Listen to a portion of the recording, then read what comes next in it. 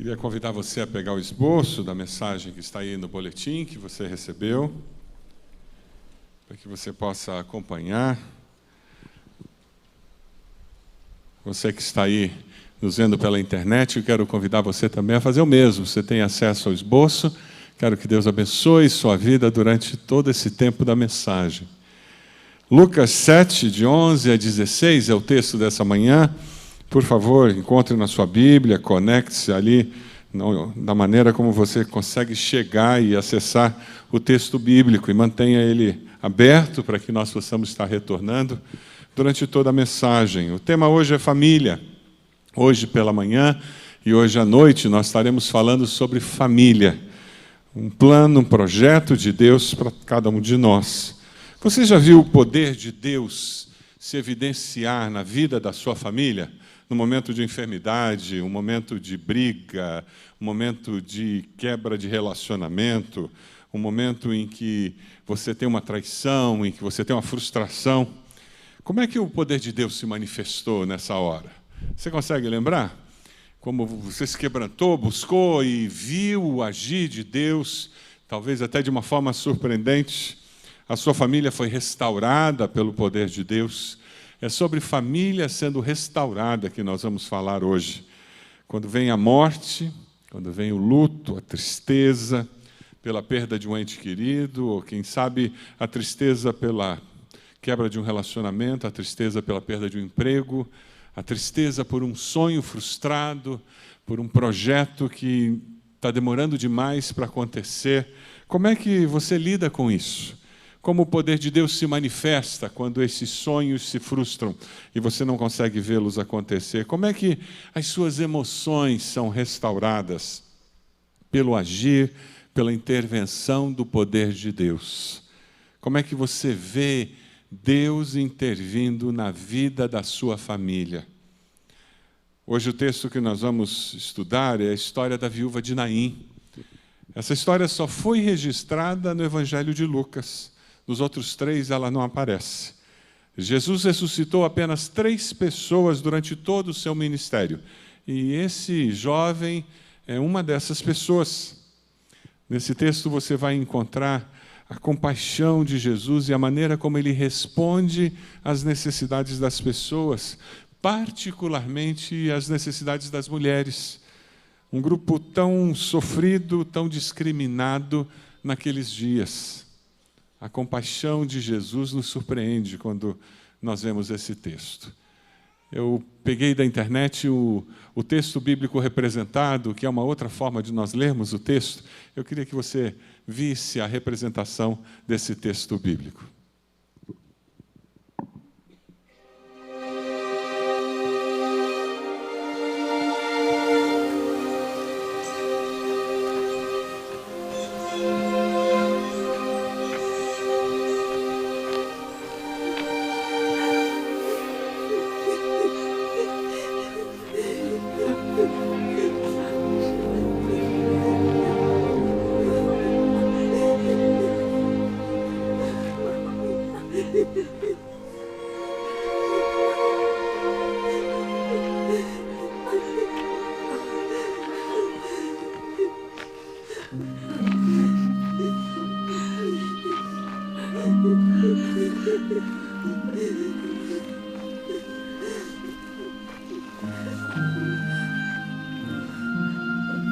Não chores.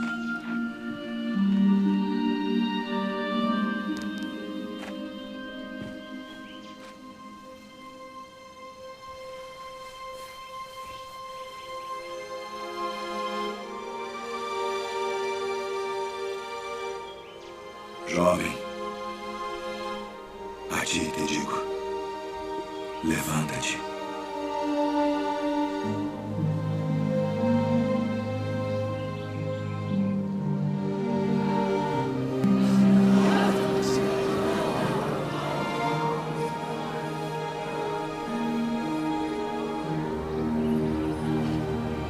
Mamãe?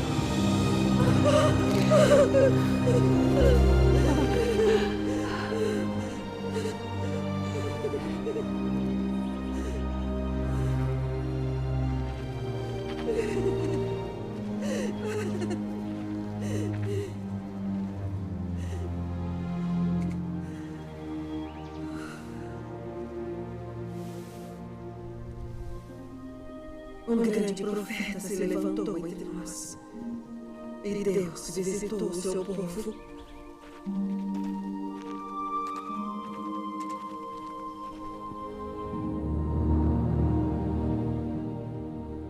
Uma família restaurada. Aquela mulher que agora sozinha teria que lidar com a vida sem ter o filho, que era a única maneira dela ter provisão, cuidado, proteção, ela viu a sua família ser restaurada. Mas a restauração era necessária por causa do pecado. O pecado é que traz sofrimento a todos nós. O texto que nós vamos estudar, no versículo 11, diz que logo depois Jesus foi a uma cidade chamada Naim, com ele e os seus discípulos, e uma grande multidão. Ao se aproximar da porta da cidade, estava saindo o enterro do filho único de uma viúva, e uma grande multidão da cidade estava com ela. Quando você vê o ser humano, você percebe que Deus nos criou, e quando você lê sobre a criação, Deus sempre terminava dizendo que era bom, que era bom. E quando chega no ser humano, ele diz que é muito bom. Mas aí entra o pecado na história humana. E quando o pecado entra na história humana, ele traz morte e sofrimento. Lá em Romanos 5,12, o apóstolo Paulo explica isso de uma forma muito simples. Ele diz, portanto, da mesma forma como o pecado entrou no mundo por um homem, quando Adão e Eva pecaram, e pelo pecado a morte, assim também a morte veio a todos os homens, porque todos pecaram. Por isso nós vivemos em um mundo cheio de dor e de pesar. Por isso que nós sofremos tanto. Existem enfermidades, dor, pobreza, injustiça, tristeza, morte por toda parte. Nós encontramos histórias de famílias cheias de dor, lágrimas, luto, por causa do pecado. Por causa do meu pecado, por causa do pecado do próximo, por causa do pecado de pessoas que viveram antes de mim, e eu sofro as consequências das decisões que eles tomaram, das ações que eles tiveram, e eu pago o preço dessas decisões. E as próximas gerações sofrerão as consequências das decisões que nossa geração está tomando. Nossos filhos sofrem as consequências positivas e negativas das nossas decisões. Por isso que a palavra de Deus nos alerta em Romanos 12:9, odeiem o que é mal, apeguem-se ao que é bom. Quando eu aceito Cristo e eu mudo a minha vida e eu busco ser semelhante a Cristo, eu busco aplicar os princípios bíblicos, o que acontece é que eu começo a fazer o bem, e quando eu começo a fazer o bem, eu começo a fazer com que o plano original de Deus seja resgatado. E quando eu faço isso, eu estou restaurando o projeto original de Deus, tanto para o ser humano como para a família. A fé cristã tem a capacidade de restaurar a esperança no coração do ser humano. O Evangelho é o remédio de Deus para esta desesperança que existe em nossa sociedade. O Evangelho é o remédio de Deus para esta desesperança que existe na sociedade. Versículo 12, dê uma olhadinha no versículo 12. O filho único de uma viúva. Essa é uma das expressões de maior dor que existe no mundo.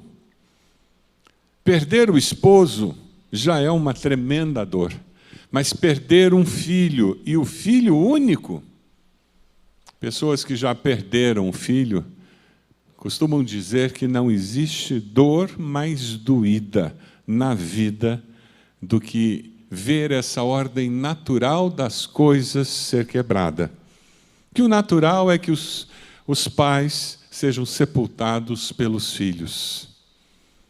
E todo pai que eu encontrei que sepultou um filho, o comentário deles é que a dor é tremenda. E aquela mulher tinha um problema seríssimo, porque não havia SUS, não havia INSS, não havia aposentadoria privada, mulher não tinha profissão, não podia trabalhar fora, mulher era dona de casa, prostituta ou mendigava para sobreviver.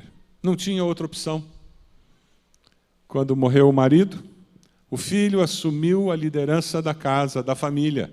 Era uma sociedade patriarcal. Agora, aquela viúva que não tinha marido, agora ela não tinha mais o filho. Ela estava totalmente desamparada. Quando você lê um outro relato de uma viúva que perdeu também os filhos, lembra da história de Noemi? O relato da tristeza, da amargura, da desesperança de Noemi aparece de uma forma muito simples quando ela diz: não me chamem mais Noemi, mas me chamem... Qual é o nome que ela escolhe? Mara, amarga. O nome reflete o estado da alma daquela mulher, porque ela havia perdido o marido e depois os filhos. É essa viúva que Jesus encontra, o desespero dela. A desesperança era concreta porque o cortejo da morte caminhava pelas ruas. E ela enfrentava uma situação tão dramática que ela recebia empatia, recebia a compaixão da população, porque uma multidão caminhava com ela. Pessoas que viam o futuro daquela mulher e diziam: coitada, e iam atrás daquele cortejo. Enquanto o cortejo da morte caminhava na direção do cemitério, ele encontrou-se com um outro cortejo, mas o cortejo da vida, que era liderado por Jesus. E aquele cortejo da vida carregava a misericórdia de Deus nele. E toda a consequência do pecado ia ser desafiada agora pela compaixão de Jesus. Se você ler o texto, pelo menos no registro do texto, aparentemente ninguém pediu nada a Jesus. Eles estavam tão envoltos na dor, tão envoltos no processo de levar aquele corpo para ser sepultado, que eles viram Jesus e não fizeram nada. Pelo menos não foi registrado no Evangelho. Mas o coração compassivo de Cristo reage àquela situação. É interessante porque momentos de desesperança são momentos muito tristes e as pessoas ficam ensimesmadas no meio da desesperança. Eu tive o privilégio de, alguns anos atrás, ir na Moldávia, quando o pastor da igreja veio me perguntar se eu poderia ir fazer um funeral. O padre da igreja ortodoxa, que era a igreja da cidade, ele cobrara muito caro para a família, para fazer o funeral, e a família não tinha condições financeiras. E eles vieram perguntar ao pastor da igreja batista se ele sepultaria aquele morto. E nós fomos. E foi uma experiência muito diferente. O sepultamento... O corpo estava na casa, na sala de visitas. O pessoal mais antigo deve lembrar do tempo que o corpo ficava na mesa de refeição da família, na sala de visitas. Recentemente tivemos uma situação assim, aqui em Curitiba, que aconteceu. Já não é tão comum hoje em dia. Mas lá o corpo estava num caixão, em cima da mesa, na sala de visitas, e aquele caixão estava envolto num pano vermelho. E quando eu perguntei o significado, é porque significava o sangue de Jesus. Então, o corpo estava protegido pelo sangue de Jesus. Interessante. Só que ao lado do caixão tinha uma outra mesa. E aquela mesa estava cheia de garrafas de vinho e pães, os mais variados e bonitos. Pães salgados, pães doces, e cada pessoa que chegava para o funeral trazia um pão e trazia uma garrafa de vinho. Um pão e uma garrafa de vinho. E colocava em cima da mesa. As mulheres ficavam do lado de dentro e os homens do lado de fora, a menos 15 graus. E eu descobri com o pastor que nós teríamos que fazer 2 cultos, um para as mulheres e um com os homens lá fora. Quando cheguei lá fora e começamos a fazer o culto com os homens, o pastor só me cutucou e disse: tira o chapéu. Com essa vasta cabeleira que eu tenho, peguei um resfriado. Mas é interessante porque, terminado aquilo, eles colocaram pertences do morto no chão, no trajeto que o caixão faria para chegar até ao carro, que levaria até o cemitério. E a ideia deles é que aquele corpo passaria por cima daquelas coisas e aqueles objetos se tornariam souvenirs que seriam dados para as pessoas que vieram para o funeral, lembranças do funeral.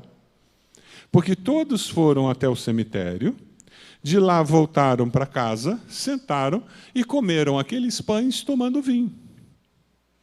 E foi assim que o funeral encerrou.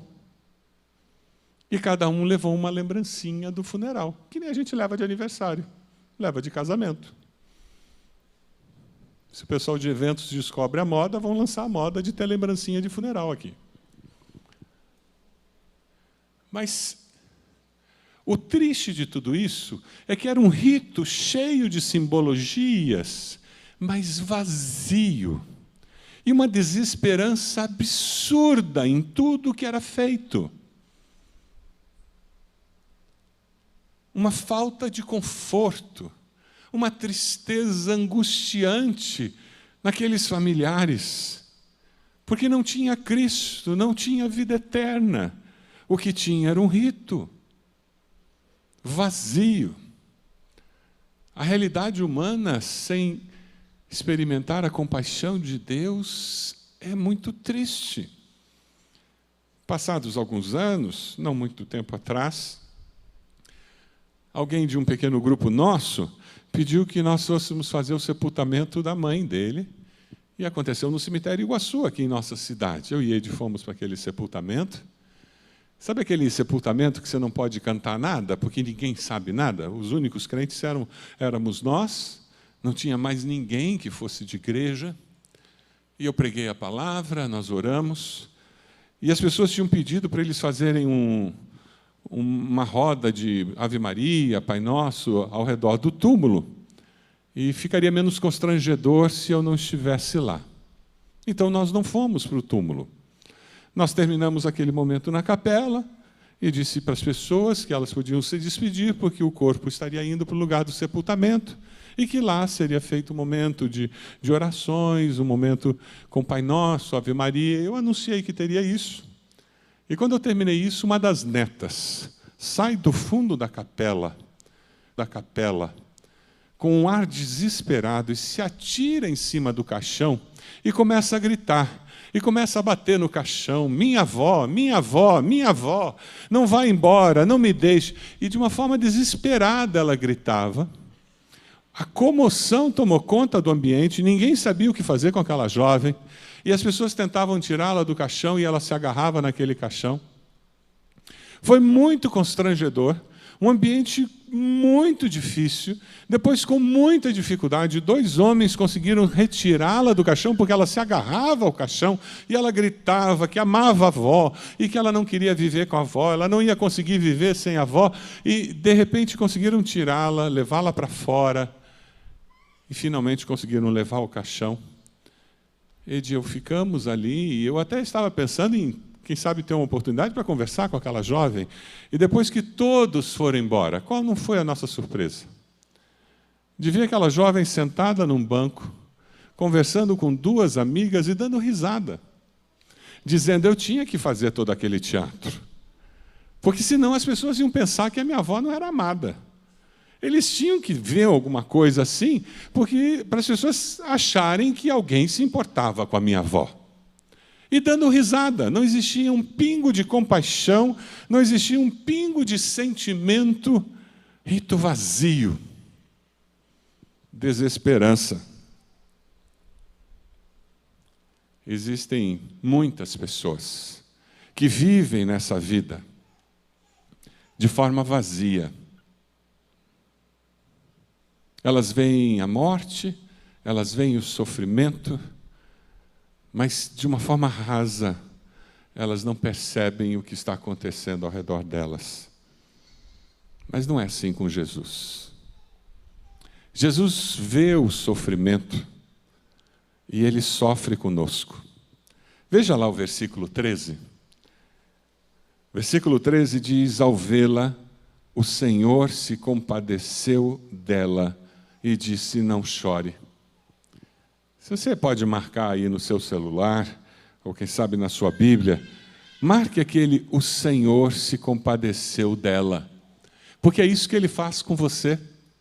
Quando Ele olha você chorando, quando Ele olha você num momento de dor, de luto, de desapontamento, de tristeza, de aflição de alma, Ele olha você e Ele se compadece, porque Ele sofre com a sua dor. Amém?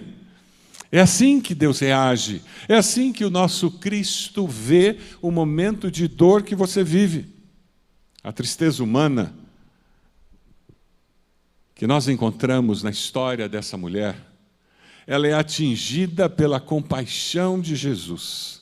Mas à tristeza, Jesus traz a sua compaixão, e a sua compaixão, Ele acrescenta a manifestação do seu poder.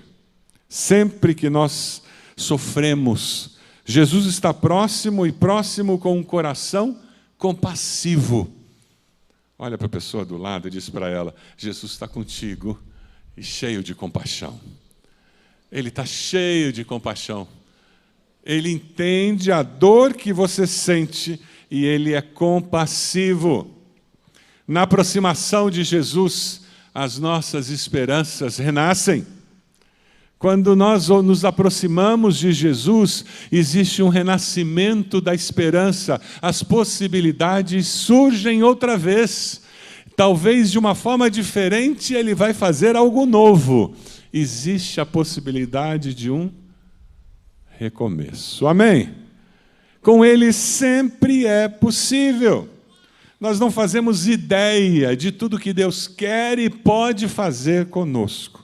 Jesus sempre mostra compaixão. Ele ia na direção de Jerusalém. Ele sabia o que o aguardava. Ele sabia que seria julgado, condenado e morto. E o texto em Lucas 19:41 nos diz que quando se aproximou, ele viu a cidade e Jesus chorou sobre ela. Quando ele viu a cidade de onde viria tamanho sofrimento, ele chorou sobre ela. Como você acha que Jesus olha para Brasília nos dias de hoje? A fonte de poder no nosso país. Ele olha com o coração compassivo e ele chora. Ele olha para a nossa cidade e ele chora. Ele olha para o nosso país e ele chora. Quando ele chega na casa de Lázaro e encontra com as duas irmãs de Lázaro, e ele ouve que Lázaro já estava morto e sepultado. João 11:15 nos mostra a realidade do coração compassivo de Cristo. E como eu e você precisamos ter isso muito claro nas nossas mentes. O texto nos diz que Jesus chorou. Esse é o nosso Salvador. Vendo a dor daquelas duas irmãs. Ele não estava chorando porque ele tinha perdido a esperança com a morte de Lázaro. Ele não estava chorando porque ele estava desesperançado, porque ele estava frustrado, porque ele tinha medo da morte. Não. Ele chora porque ele vê a dor, o sofrimento das duas irmãs de Lázaro, a quem ele tanto amava. Mas Deus prova o seu amor para conosco, em que Cristo morreu por nós, sendo nós ainda pecadores. Quando ele vê a sua dor, ele chora. Quando ele vê o seu sofrimento, ele chora. Ele não é indiferente, ele não fica alienado. Nunca mais, quando você estiver passando pelo vale da sombra da morte, por um deserto de tristeza, de dor e sofrimento e frustrações, ouça a mentira do diabo e creia nela, de que Deus não se importa com você. quando você passar por esses dias de dificuldades, de luta, de sofrimento, lembre-se sempre da verdade que se tornou o nosso lema desse ano. As suas misericórdias são inesgotáveis. Elas renovam-se a cada manhã, porque grande é a sua fidelidade. Vamos ler juntos? As suas misericórdias são inesgotáveis, renovam-se a cada manhã. Grande. Põe a mão no ombro da pessoa do lado e diz aí, aguenta firme. Aguenta firme, porque o Senhor está com você, meu irmão. Aguenta firme, porque o poder de Deus vai se manifestar e vai transformar essa realidade. Dê uma olhadinha nos versículos 14, 15. Depois aproximou-se e tocou no caixão. E os que carregavam pararam. Jesus disse, jovem, eu lhe digo, levante-se. O jovem sentou-se e começou a conversar. E Jesus o entregou à sua mãe. Em um segundo, a vida volta ao corpo do jovem. O coração volta a bater. Os pulmões voltam a se encher de ar e esvaziar.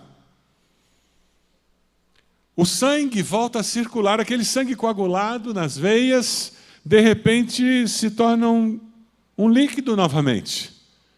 Não mais coagulado, e ele começa a ser bombado por aquele coração que voltou a bater, contrariando tudo que a ciência fala. E de repente aqueles olhos que estavam fechados se abrem. Os neurônios que não funcionavam mais começam a fazer zzz, zzz, zzz,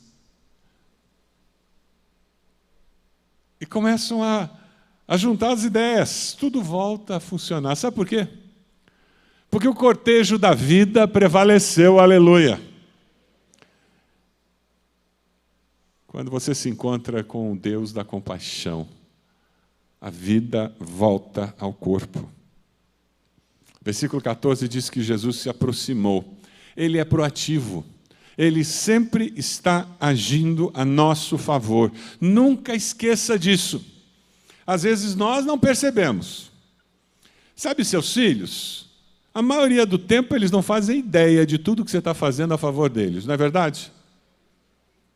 É por isso que tem tanto filho ingrato por aí. E você acha que você é de que jeito com Deus? Você é do mesmo jeito. Você não faz ideia de tudo que Deus faz por você, de toda a proteção que Ele entrega a você. Versículo 14 diz que Ele tocou no caixão. Jesus, naquele momento, tornou-se impuro, segundo a lei. Ele não estava nem aí para o que os outros iam dizer. Existia uma necessidade daquela viúva, daquele jovem, e ele se envolveu pessoalmente com o problema daquela família. Deus quer se envolver pessoalmente com os problemas da sua família. Agora você tem que dizer para Ele que você quer que Ele venha agir na sua casa. Você já disse isso para Ele? Jesus vem me ajudar a resolver essa encrenca que eu tenho lá em casa com a minha esposa, com o meu esposo. Vem me ajudar a resolver essa encrenca com meus pais. Vem me ajudar a resolver essa encrenca lá na faculdade. Deus vem me ajudar a resolver essa questão com a minha namorada, com o meu namorado. Vem me ajudar a resolver essa situação lá no meu trabalho. Enquanto você não diz isso, Ele diz, você não está querendo que eu resolva. Mas Ele está disposto a agir. O versículo 15, teve uma hora que eu comecei a viajar na maionese, né?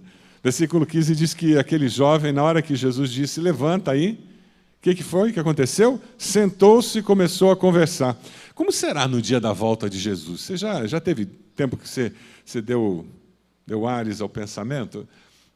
Esse jovem, ele foi ressurreto, que nem Lázaro, e depois morreu de novo, né? Ele não está por aí andando, não. Ele Jesus ressuscitou o corpo físico, mas vai ter um dia que vai ter uma ressurreição e a gente vai receber corpos celestiais, glorificados, é o termo que a Bíblia fala, e a gente vai viver eternamente com aqueles corpos, né? Vai ter um dia que vai ter a grande ressurreição. Você já imaginou como é que vai ser? Aquele dia em que todo mundo, de repente, vai ressuscitar. A Bíblia diz que Jesus vai voltar entre as nuvens, todo olho verá, e nós que estamos vivos seremos arrebatados, levados para nos encontrar com Ele, e os que já estão mortos vão ressuscitar, e independente de como a gente estava, se já tinha morrido ou não tinha, vai estar todo mundo igual diante dEle. Já imaginou como é que vai ser? Uau! Você está preparado para isso? Você já confessou Jesus como Senhor e Salvador da sua vida? Você já experimentou o perdão de Deus na sua vida? Veja lá o versículo 15. Jesus intervém na realidade. Ele intervém na realidade de morte. E ele entrega aquele filho para a vida, mas ele entrega o filho vivo. Quando Jesus intervém nas situações de morte da nossa vida, Ele sempre entrega aquela situação com vida. Jesus entregou àquela mulher um filho vindo da morte para a vida. Eu me lembrei do filho pródigo. Lembra da alegria do pai quando o filho chega e ele diz: esse meu filho estava morto e voltou à vida, estava perdido e foi achado. Nunca desista de orar por alguém que está morto nos seus delitos e pecados, alguém que está morto no relacionamento com Deus, alguém que está morto para as coisas de Deus, alguém que está morto para o relacionamento familiar. Nunca desista de interceder, porque essa história de pegar a morte e transformar em vida é especialidade de Deus. Aleluia! Se tem alguém que sabe transformar morte em vida, esse alguém é Jesus. E o que Ele quer fazer na sua vida é transformar a morte em vida. Começando com você. Aquelas áreas da sua vida onde só tem morte, só tem pecado, só tem coisa que afasta você de Deus, que afasta você das pessoas. E você precisa entregar essa morte para que Deus traga vida. E você pode fazer isso porque para Cristo nada é impossível. Você acredita nisso? Diga amém. Acredita mesmo? Então por que você ainda não entregou? Você acredita mesmo? Então por que você parou de orar? Você acredita mesmo? Então por que você não dá o passo de fé? Você acredita mesmo? Então por que você ainda não foi falar com a pessoa?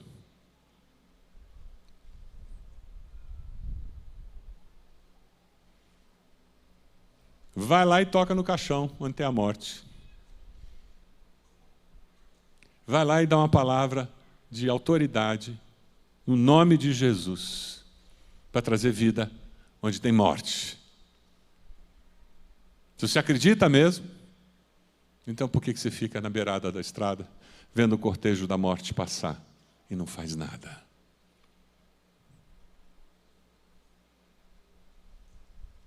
Deus está desafiando você hoje pela manhã a fazer parte da caravana da vida. Porque tem muita gente na caravana da morte por aí, cheio de tristeza, dor, luto, desesperança, precisando ouvir uma palavra de esperança, receber uma palavra de vida e vida eterna em Cristo Jesus. Versículo 16 diz que todos ficaram cheios de temor e louvavam a Deus. Um grande profeta se levantou entre nós, diziam eles. Deus interveio em favor do seu povo. Essas notícias sobre Jesus espalharam-se por toda a Judéia e regiões circunvizinhas. Deus interveio em favor do seu povo. Que segurança! Deus está agindo a seu favor. Que coisa incrível! Deus cuida de mim. Deus cuida de você. Você tem vivido com essa segurança de que Deus cuida de você a cada instante, a cada momento? Tudo começa quando você entrega a sua vida a Ele e reconhece Ele como Senhor e Salvador. Eu quero convidar você a fazer uma oração em que você se entrega e reconhece Jesus como Senhor e Salvador. Diga: Senhor, eu me arrependo dos meus pecados. Diga isso para Ele. Eu me entrego ao Senhor e confesso Jesus como Senhor e Salvador da minha vida. Esse é o começo de uma relação com Cristo que muda a tua maneira de viver.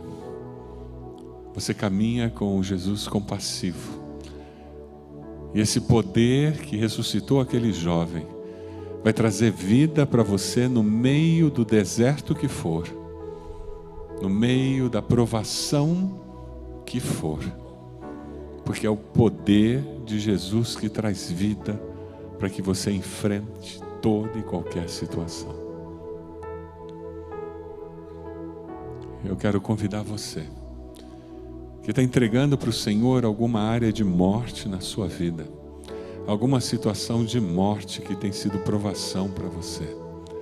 Eu vou convidar você a se colocar de joelhos onde você está. E com esse gesto você vai estar dizendo: eu quero que o poder de Jesus traga vida nessa situação, nesse relacionamento, nessa questão profissional na minha vida.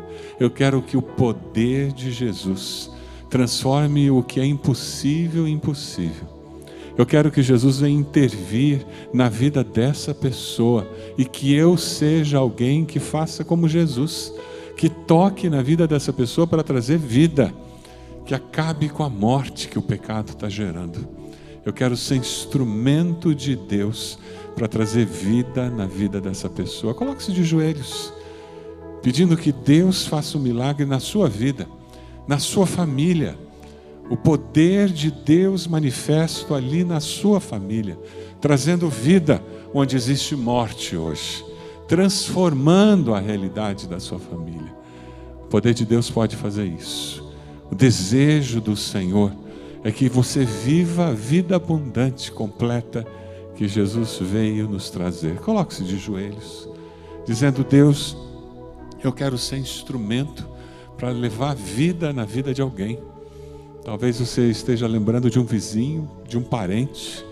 Talvez você esteja lembrando de um colega de trabalho, da faculdade. Alguém com quem você estuda, alguém com quem você se relaciona e você diz: eu preciso chegar junto e tocar naquela caravana de morte, para quebrar toda aquela estrutura que o diabo tem construído na vida dessa pessoa, para que ela seja liberta, em nome de Jesus. Coloque-se diante do Senhor, pedindo para que Deus use a sua vida para quebrar essa cadeia de morte que foi colocada na vida daquela pessoa. O Deus do impossível, transformando a história da sua família, transformando a história da sua vida. Deus, nós somos teus filhos, Senhor, teu povo, de joelhos, dizendo: carecemos da tua misericórdia, aquela misericórdia que se renova a cada manhã. Assim como o Senhor tocou a vida daquele jovem e trouxe-o da morte para a vida, nós precisamos que o Senhor toque na vida de pessoas, trazendo-as para a vida, vida com o Senhor. Ó Deus, dê vida física, restaurando a saúde física, dê vida, Senhor, emocional, libertando das amarras, dos traumas, do sofrimento emocional que foi instalado.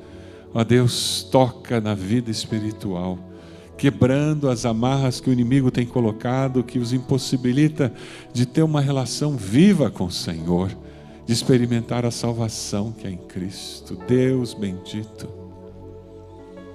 o Senhor que não conhece impossíveis, venha fazer aquilo que só o teu poder pode fazer. A Deus, teus filhos de joelhos clamam pelas tuas misericórdias. confessam seus pecados, Senhor, abandonam aquilo que traz morte na sua vida pessoal, abandonam aquilo que traz morte para a sua família. Então, Senhor, eles se colocam à disposição para levar vida na vida de outras pessoas com quem eles convivem. Ó Deus, usa-nos para levar vida e vida eterna. Ó Deus, aqueles que fizeram aquela oração, entregando sua vida ao Senhor Jesus, confirme essa decisão, Senhor. Nos dê alegria de vê-los crescendo na fé a cada dia. Ó Pai amado, como é bom perceber a Tua presença no nosso meio.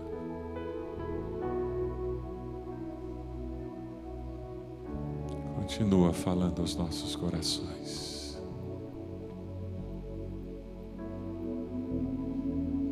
Louvado seja o Teu nome. Engrandecido seja o Senhor. Louvado sejas. Nós oramos no precioso nome de Jesus.